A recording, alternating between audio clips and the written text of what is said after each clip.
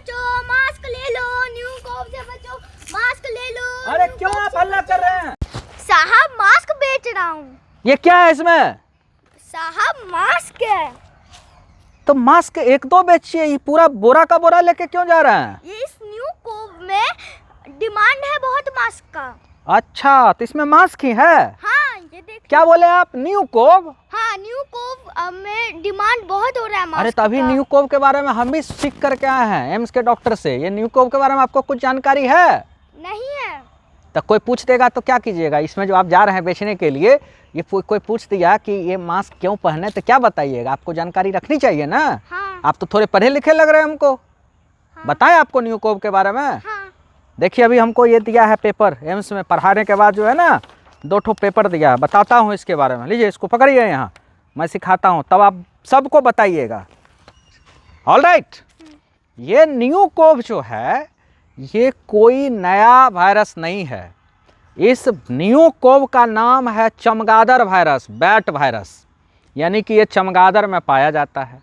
और इसकी खोज 2012 में ही हो गई थी, क्योंकि जब मिडल ईस्ट कंट्री में एक वायरस आया मिडल ईस्ट रेस्पिरेटरी सिंड्रोम के नाम से, जो कोविड जैसा सिम्टम्स कराया था, तो साइंटिस्ट रिसर्चर इस मर्स के खोज के दौरान एक नया वायरस देखा और वही था न्यू कोव।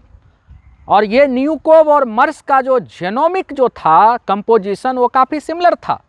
तो कहने का मतलब ये मर्स और न्यू कोव ये बहुत हद तक मिलता जुलता है और इसकी पहचान 2012 में ही कर ली गई थी। और तब से अभी तक जब से इसको खोजी गई है, ये किसी भी मानव जाति को संक्रमित नहीं किया है, किसी भी ह्यूमन को ये न्यू कोव अभी तक इन्फेक्ट नहीं किया है। और ये जबकि 2012 से चमगादड़ में पाया जा रहा है। और अभी हाल में वुहान के साइंटिस्ट रिसर्चर एक रिसर्च के दौरान उनका दावा है कि अगर एक म्यूटेशन और हो जाए इस बैट वायरस में तो ये मानव जाति में प्रवेश कर जाएगा, जंप कर जाएगा। और जब ह्यूमन में जंप कर जाएगा तो ये बहुत ज़्यादा घातक होगा। और घातक को इस तरह से हम समझ सकते हैं कि 33% मरने की दर है फैटेलिटी, यानी कि हर 3 में 1 व्यक्ति मर सकता है अगर ये मानव में पहुंच गया तो।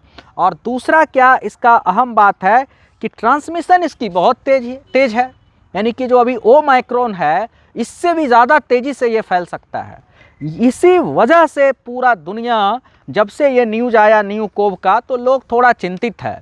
लेकिन यहाँ पर लोगों को समझना चाहिए कि चिंता नहीं करना है, क्योंकि ये अभी तक चमगादड़ में ही है। अब एक म्यूटेशन होगा तब ऐसा होगा, इस वजह से हमें नहीं डरना चाहिए। और अगली अहम बात ये बताना चाहूँगा कि क्या अभी करना चाहिए। तो इस पूरे जानकारी का जो क्रक्स है यही है कि डर को निकाल दें।